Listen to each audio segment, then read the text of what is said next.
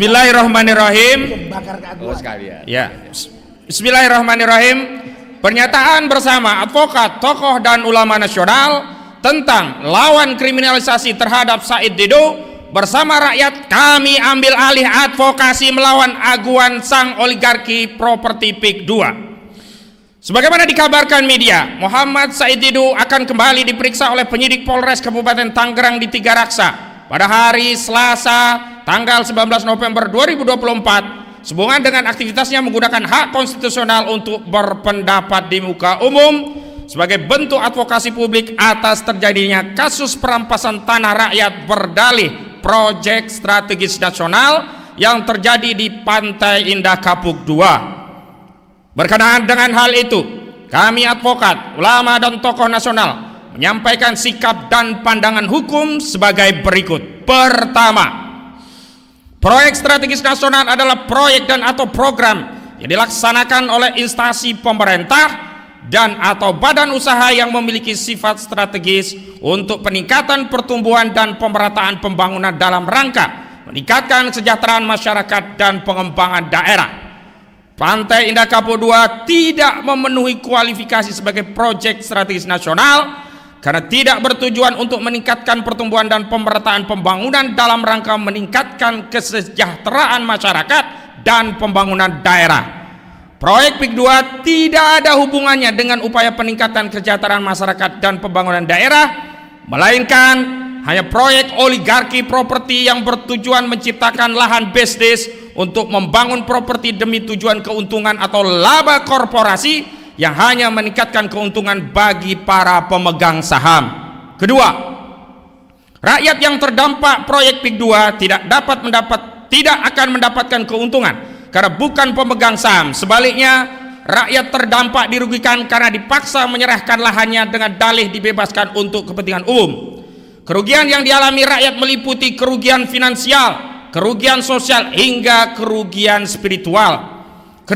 Kerugian spiritual berupa hilangnya syiar dakwah Islam, hilangnya aktivitas ibadah umat Islam, hilangnya syiar maulid, ratiban, pengajian hingga sholat berjamaah karena lokasi terdampak akan digusur dan dijadikan kawasan perumahan elit yang berdampak pada hilangnya masjid, musola, hilangnya perkampungan dan komunitas masyarakat Banten yang coraknya Islami, yang mana nilai kerugiannya tidak bisa dikompensasi dengan nominal uang berapapun jumlahnya atau dengan kompensasi berapapun dan dalam bentuk apapun, apalagi hanya dengan rencana aguan membangun satu masjid.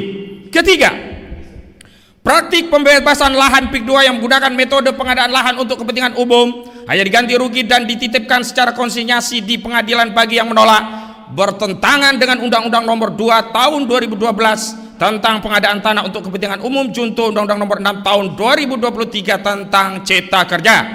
Dalam ketentuan pasal 1 ayat 6 Undang-Undang Nomor 2 Tahun 2012 tentang pengadaan tanah untuk kepentingan umum ditegaskan bahwa kepentingan umum adalah kepentingan bangsa, negara, dan masyarakat yang harus diwujudkan oleh pemerintah dan digunakan sebesar-besarnya untuk kemakmuran rakyat. Sementara itu, proyek PIK 2 bukanlah proyek untuk kepentingan umum, karena bukan untuk kepentingan bangsa, negara, dan masyarakat yang harus diwujudkan oleh pemerintah dan digunakan sebesar-besarnya untuk kemakmuran rakyat, melainkan hanya untuk kepentingan korporasi properti, untuk tujuan sebesar-besarnya kemakmuran dan kekayaan oligarki properti, aguan, dan konco-konconya. Alhasil, proyek PIK 2 tidak boleh dilabeli PSN. Lalu cara membebaskan lahannya menggunakan ketentuan Undang-Undang Nomor 2 Tahun 2012 tentang pengadaan tanah untuk kepentingan umum, yang langsung mengambil tanah rakyat tanpa negosiasi dengan dalih untuk kepentingan umum. PIK 2 murni proyek swasta, tidak ada kaitannya dengan kepentingan negara, sehingga status PSN yang diberikan negara harus dicabut karena bertentangan dengan undang-undang. Ketiga, kerugian yang dialami negara berupa munculnya entitas negara dalam negara, berupa kawasan perumahan eksklusif, dan berkurangnya potensi pendapatan negara dari sektor PPH dan BPHTB, dalam peralihan hak atas tanah karena dampak status PSN proyek PIK 2 adalah salah satu pelanggaran hukum yang terkategori korupsi dengan menyalahgunakan wewenang atau melakukan perbuatan melawan hukum yang menguntungkan diri sendiri, orang lain, atau korporasi yang dapat menimbulkan kerugian keuangan negara, sehingga wajib diproses secara hukum oleh institusi berwenang dengan ketentuan-ketentuan dan atau pasal 2 atau pasal 3 Undang-Undang Nomor 31 tahun 1999 junto Undang-Undang Nomor 20 tahun 2001 tentang tindak pidana korupsi. Keempat, Saudara Muhammad Said Didu dalam kasus ini hanyalah seorang warga negara yang sedang menjalankan aktivitas menyampaikan pendapat di muka umum yang merupakan hak konstitusional yang dijamin oleh pasal 28 Undang-Undang Dasar 1945. Kelima, Saudara Said Muhammad Said Didu dalam perspektif akidah Islam sedang menjalankan ibadah sesuai keyakinan agama Islam berupa aktivitas ibadah dalam bentuk dakwah amar ma'ruf nahi mungkar yang juga merupakan hak konstitusional yang diatur dalam pasal 29 Undang-Undang Dasar 1945. Keenam, karena itu dengan dalih dan alasan apapun Saudara Muhammad Said Didu tidak dapat dipersoalkan secara hukum karena sedang menjalankan hak konstitusional yang dijamin oleh konstitusi negara. Sehingga segala tindakan yang mempersoalkan aktivitas berpendapat dan menjalankan kewajiban dakwah amar ma'ruf nahi mungkar dapat dikategorikan sebagai tindakan kriminalisasi.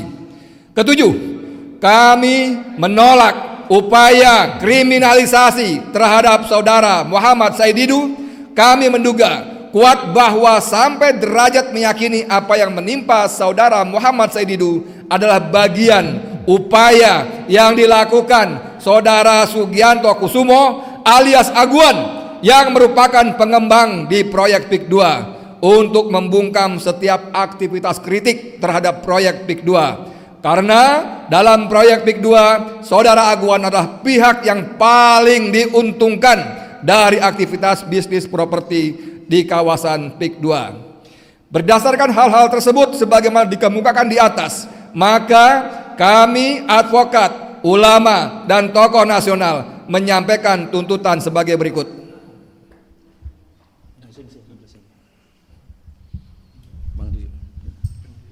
Pak Narko, tuntutan Pak Narko. Pak Narko. Tuntutan yang tuntutan Pak Narko. Satu, kami menuntut kepada pemerintah CQ Presiden Prabowo Subianto untuk segera membatalkan status PSN pada proyek PIK 2 dan mengembalikan kedaulatan tanah seluruh rakyat Indonesia. Dua, kami menuntut kepada KPK dan Kejaksaan Agung untuk melakukan penyelidikan dan penyidikan pada proyek PIK 2 atas adanya dugaan korupsi dengan menyalahgunakan wewenang atau melakukan perbuatan melawan hukum yang menguntungkan diri sendiri, orang lain, atau korporasi yang dapat menimbulkan kerugian keuangan negara sebagaimana dimaksud dalam pasal 2 dan atau pasal 3 Undang-Undang Nomor 31 tahun 1999 junto Undang-Undang Nomor 20 tahun 2001 tentang tindak pidana korupsi tipikor.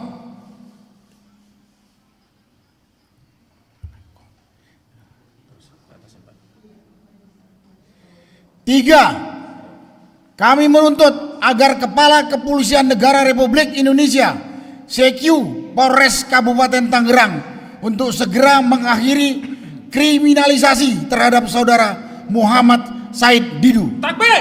Allahu Akbar. 4. Kami bersama segenap elemen rakyat menyatakan mengambil alih dan terlibat langsung dalam advokasi perampasan tanah rakyat di proyek PIK 2 sekaligus menyeru kepada segenap rakyat untuk melawan entitas negara dalam negara yang sedang mengangkangi negeri ini. Demikian pernyataan ini dan tuntutan disampaikan.